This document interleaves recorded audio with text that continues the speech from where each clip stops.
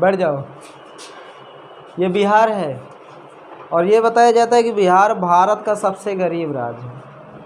अब देखिए, बिहार को भारत का सबसे गरीब राज्य कहा जा रहा है, तो इसमें खैर कोई ऐसी बात नहीं है। बिहार में प्रति व्यक्ति आय बहुत कम है। आप ये समझ लीजिए कि बिहार में कुछ लोग ऐसे हैं जो जिनकी वार्षिक आय अगर हम बताएं आपको तो 18,000 रुपये है। किसी किसी की वार्षिक आय इस राज्य की 24,000 रुपये है। मतलब आप ये समझिए कि बिहार की लगभग 60% आबादी ऐसी है जिनकी वार्षिक आय 50,000 से नीचे है। तो जहाँ जिस राज्य की वार्षिक आय 50,000 से नीचे होगी, ठीक है, तो निश्चित है कि उसे गरीबी की श्रेणी में रखा जाएगा। और बिहार में बहुत सारे ऐसे ज़िले हैं जिनका काफ़ी अच्छा विकास भी हुआ है, ऐसा नहीं कि नहीं हुआ है। जैसे कि अगर हम बात करें बिहार की राजधानी पटना की, तो देखिए बिहार की राजधानी जो पटना है ये बिहार का सबसे बड़ा शहर है। और ये बिहार का ही नहीं, अगर हम पटना का इतिहास उठा के देखें तो पटना मगध महाजनपद की राजधानी थी। मगध महाजनपद के अंतर्गत आप इतिहास में पढ़े थे, जैसे हर्यक वंश था, शिशुनाग वंश था, नंद वंश, मौर्य वंश, तमाम ऐसे राजवंश थे जिनके राजाओं ने मगध पर या पटना पर राज किए थे। और आज से नहीं, प्राचीन समय से राजधानी थी। हाँ, समझ में आई? तो बिहार का सबसे विकसित अगर शहर की बात की जाए तो यही शहर है जो बिहार की राजधानी पटना है। अब देखिए, पटना के अलावा थोड़ा आसपास के शहरों का विकास हुआ है, ऐसा नहीं कि नहीं हुआ है। जब राजधानी का विकास होगा तो आसपास के शहरों का भी विकास होगा। तो यहाँ पर एक शहर और पड़ता है, जैसे आप ये देखिए भोजपुर। इस भोजपुर को आरा के नाम से भी जाना जाता है। आरा का नाम सुने होंगे, पवन सिंह। पवन सिंह का नाम जानते हो? भोजपुरी एक्टर्स, ठीक है। बताया जाता है कि पवन सिंह भोजपुरी के सलमान खान हैं। पवन सिंह को भोजपुरी का सलमान खान कहा जाता है, ठीक है। अब तो इसी आरा के रहने वाले, तो क्या पटना के अलावा आरा का विकास हुआ? तो बिल्कुल नहीं हुआ। पटना से आरा जुड़ा हुआ है, ये बात सत्य है, भोजपुर जुड़ा हुआ है, लेकिन विकास नहीं हुआ। इस ज़िले को भोजपुर इसलिए कहा जाता है क्योंकि ये वाला जितना भी क्षेत्र आप देख रहे हैं, ये दिख रहा है, ये वाला बिहार का और ये क्षेत्र उत्तर प्रदेश का, इन दोनों क्षेत्रों में भोजपुरी बोली जाती है। भोजपुरी यहाँ की क्या लोकल लैंग्वेज है, ठीक है। सबसे ज़्यादा भोजपुरी बेल्ट यही है, यहीं के लोग सबसे ज़्यादा भोजपुरी भाषा को बोलते हैं। और बिहार के इस साइड पर ये जो ऊपरी ये वाला, ये किशनगंज, अररिया, सुपौल, मधुबनी, सीतामढ़ी, ये वाला जो क्षेत्र है ना, ये तो इस क्षेत्र में मैथिली भाषा बोली जाती है। कौन सी? मैथिली भाषा। और इधर भागलपुर, कटिहार, इधर ये वाला जो क्षेत्र है, ये इधर मगही बोली जाती है, ठीक है। मतलब आप ये कह सकते हैं कि पूरे बिहार में भोजपुरी भाषा नहीं बोली जाती है, ठीक है। कहीं पर मैथिली बोली जाती है, तो कहीं पर मगही बोली जाती है, कहीं पर भोजपुरी बोली जाती है, कहीं पर हिंदी। अब देखिए बिहार का इधर ये क्या कहते हैं, ये जो मिथिलांचल है, मिथिलांचल का सबसे बड़ा शहर अगर हम बात करें तो ये आप दिख रहा है, ये दरभंगा। मिथिलांचल का ये सबसे बड़ा शहर है दरभंगा, सबसे बड़ा शहर। आप ये समझिए, जिस तरह बिहार की ये राजधानी पटना बिहार का सबसे बड़ा शहर है, तो बिहार का ये वाला क्षेत्र मिथिलांचल कहलाता है। और मिथिलांचल का ये सबसे बड़ा शहर कौन सा है? दरभंगा। अब देखिए एक शहर यहाँ पर आपको, ये सीतामढ़ी। बिहार के सीतामढ़ी में ये बताया जाता है कि बिहार का जो ये सीतामढ़ी है, इसके ऊपर भी ये नेपाल वाला क्षेत्र, पहले ये पूरा था, ठीक है, सीतामढ़ी। तो ये वाला जो पूरा क्षेत्र था, तो ये बताया जाता है कि यहीं पर माता सीता का जन्म हुआ था। यहीं पर माता सीता का क्या हुआ था? जन्म हुआ था। आप ये कह सकते हैं ये भगवान राम की क्या है? ससुराल है, ठीक है, भगवान राम की ससुराल। भगवान राम यूपी के रहने वाले थे, यहाँ से सीता जी को लेके गए थे, ठीक है। यहीं से, जनकपुर यहीं था, ठीक है। लेकिन वर्तमान में जो जनकपुर पड़ता है वो नेपाल में पड़ता है। कहाँ पर? नेपाल में। ये जनकपुर आपका नेपाल में है और सीतामढ़ी के नाम से, सीता जी के नाम पर इस ज़िले का नाम क्या रखा गया है? सीतामढ़ी। कभी कभी मजाक में कह भी देते हैं लोग, मजाक, जो मजाकिया किस्म के लोग होते हैं वो मजाक कर लेते हैं, ठीक है। बिहारियों से कहेंगे भैया हमारा ससुराल लिया, यूपी वाले कहेंगे हमारा ससुराल लिया बिहार। अब हमारा ससुराल का मतलब समझते हो? भगवान राम यूपी के रहे, तो जितने भी लोग यूपी के रहने वाले हैं तो सब भगवान राम के भाई कहलाएंगे। अब भाई बंधु क्या बिहार में, तो उनकी भैया ससुराल ही तो हुई, ठीक है। इस तरह मजाक भी लोग कर लेते हैं, ठीक है। अब हकीकत में नहीं उनकी ससुराल हो गई, कि हकीकत में उनकी ससुराल हो गई, ठीक। अब देखिए अगला बिहार के कुछ जिलों के देखते हैं, जो मेन जिले हैं। बिहार का ये जिला एक है कटिहार, दिख रहा है ये कटिहार। बिहार के कटिहार में मैं आपको बता दूं, यहाँ पर जूट अनुसंधान केंद्र, कौन सा? जूट अनुसंधान केंद्र। जूट को हिंदी में पटसन कहा जाता है, ठीक है, जिसके दरी, बोरा, कालीन ये सब तैयार किए जाते हैं, तो जूट को हिंदी में पटसन कहा जाता है। तो जूट अनुसंधान केंद्र बिहार के कहाँ पर है? कटिहार में। और यहीं पर जूट के कारखाने भी लगाए गए। और ये भी बताया जाता है कटिहार बिहार का वो ज़िला है जहाँ सबसे ज़्यादा जूट की खेती की जाती है यहाँ पर। और ये पश्चिम बंगाल से जुड़ा हुआ, किससे जुड़ा है? पश्चिम बंगाल से। अब देखिए उसके बाद अगला ज़िला ये है ये क्या बोलते हैं? गया। ये वही गया है जहाँ भगवान बुद्ध को ज्ञान की प्राप्त हुई थी। बात समझ में आ रही? बताइए भगवान बुद्ध कहाँ पैदा हुए? नेपाल में। और नेपाल से कहाँ आ गए? गया। समझ में आया? तो गया में क्या है? यहाँ पर भगवान बुद्ध को ज्ञान की प्राप्त हुई थी। और आज बिहार के गया पूरी दुनिया में प्रसिद्ध है। खास करके जो दुनिया के 10 देश ऐसे हैं जो पूरी तरह बौद्ध धर्म को मानते हैं, जैसे जापान हो गया, उत्तर कोरिया, दक्षिण Korea, Vietnam, Laos, Cambodia, Thailand और म्यांमार, श्रीलंका, भूटान। ये दुनिया के 10 देश ऐसे हैं जो पूरी तरह किसको मानते हैं? बौद्ध धर्म को मानते हैं। तो इन देशों में तो भैया गया का नाम तो एक वहाँ के लोगों के जहन में बसा हुआ है। सबसे ज़्यादा लोग अगर विदेशों से आते हैं बिहार में तो सबसे ज़्यादा पसंद गया को करते हैं, ठीक है। और एक बार यहाँ पर गया में आतंकवादी हमले भी हुए थे, मतलब यहाँ पर बम विस्फोट भी हुए थे। भाई जहाँ पर ज़्यादा भीड़ भाड़ होगी वहीं तो बम गिराए जाएंगे। तो वहाँ पर अब सबसे ज़्यादा यहाँ जानते हो इन्हीं देशों के आते हैं लोग, क्योंकि बौद्ध धर्म का बहुत बड़ा तीर्थ स्थल है। यहाँ पर उनके भगवान को ज्ञान की प्राप्त हुई थी, ठीक है।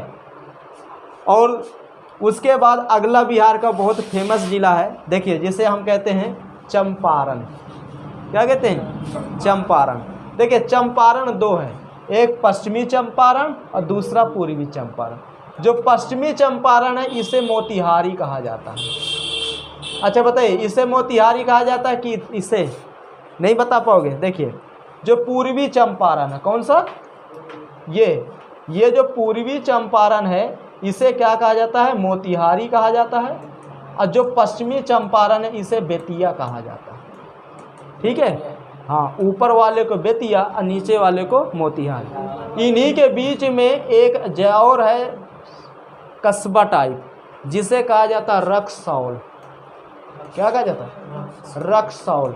अब देखिए ये रक्सौल में बहुत बड़ा आर्मी कैंप है और यहाँ से आप नेपाल जा सकते हैं। बिहार के रक्सौल से आप नेपाल जा सकते हैं।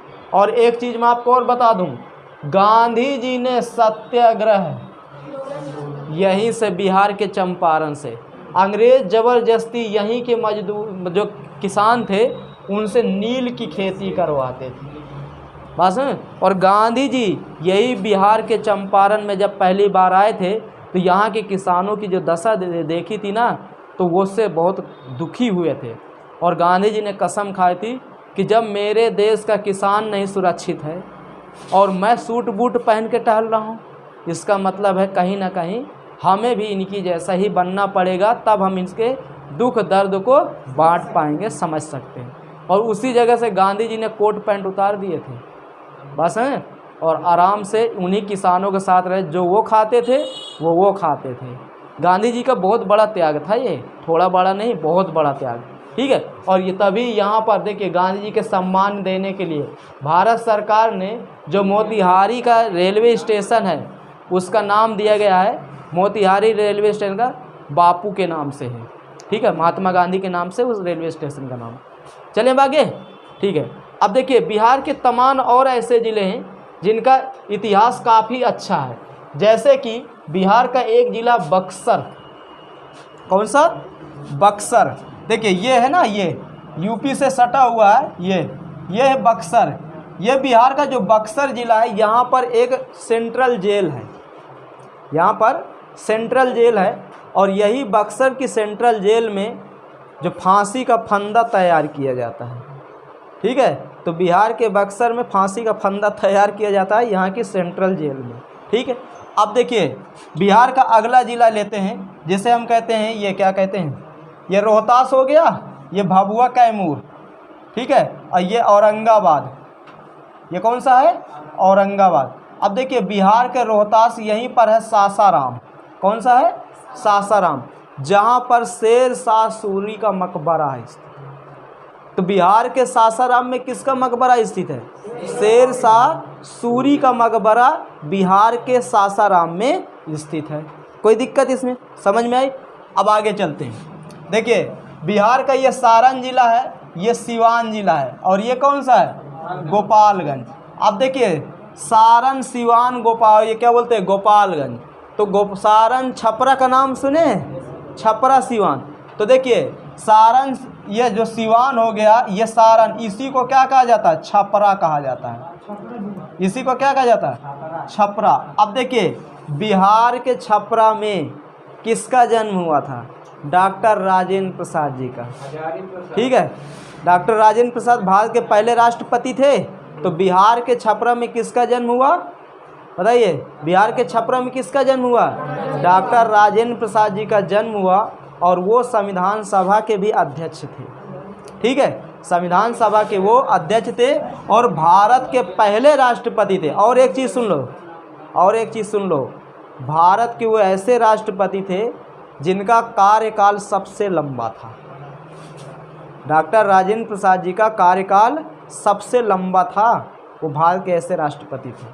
अब देखिए बिहार का गोपालगंज, लालू प्रसाद यादव जी का कौन नाम नहीं जानता, पूरी दुनिया जानती है, ठीक है। उनके भाषण में कॉमेडीपन बहुत ज़्यादा रहता है, तो उनका नाम पूरी दुनिया जानती है, और उनके लड़कों का भी। और वर्तमान में बिहार में उनकी सरकार है, गठबंधन है, नीतीश जी की और लालू जी की लड़के की, उन दोनों की सरकार है, गठबंधन है।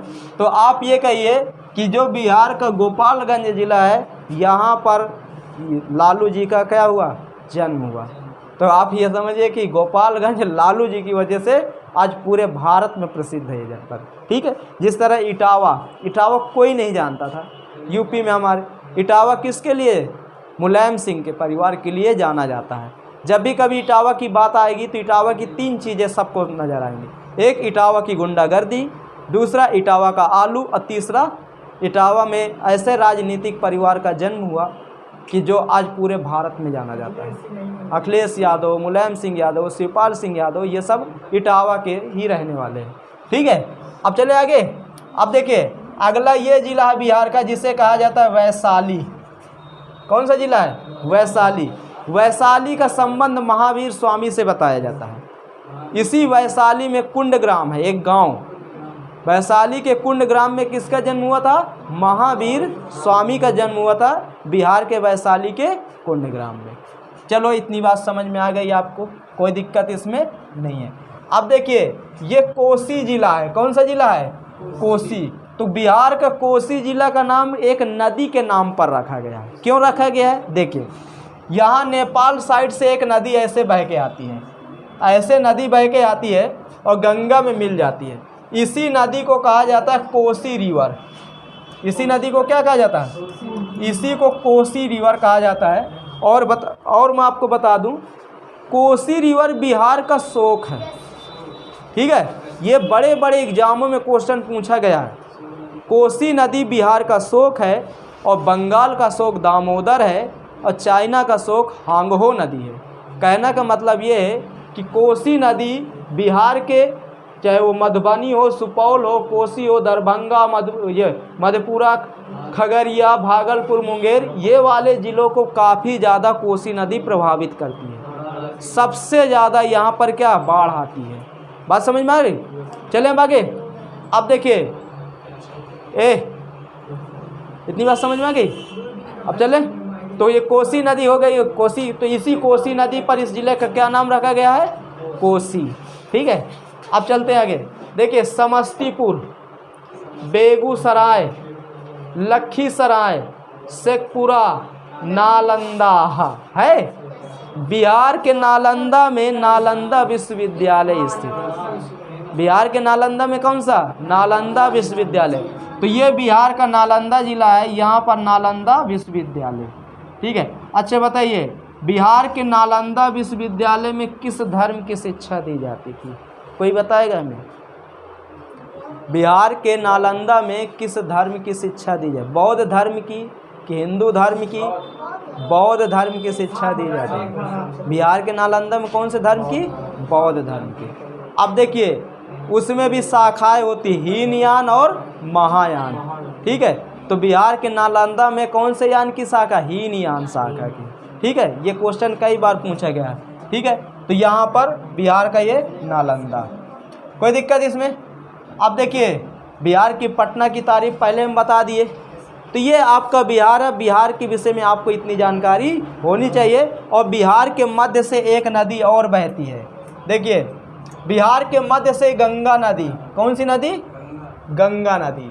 तो बिहार के मध्य से गंगा नदी बहती है, तो इसका मतलब है कि बिहार, देखिए इधर बिहार ऊंचा है और इधर बिहार ऊंचा है, बीच में बिहार क्या है? खाली है। तो जब बीच में बिहार खाली होगा तभी इधर की भी नदियाँ जाके गंगा में और इधर की भी नदियाँ जाके गंगा में, सब नदियाँ आ जाकर मिलती है। अब बिहार का ये वाला जो क्षेत्र है ना, इस बिहार के इस क्षेत्र में सूखा ज़्यादा पड़ा रहता है। बस में, क्योंकि अधिकांश बड़ी नदियाँ या तो इस साइड से आई या तो ऊपर से आई। जब ऊपर से आई हैं तो यहाँ पर गंगा मिल गई थी, इधर पानी आने की कोई ज़रूरत नहीं।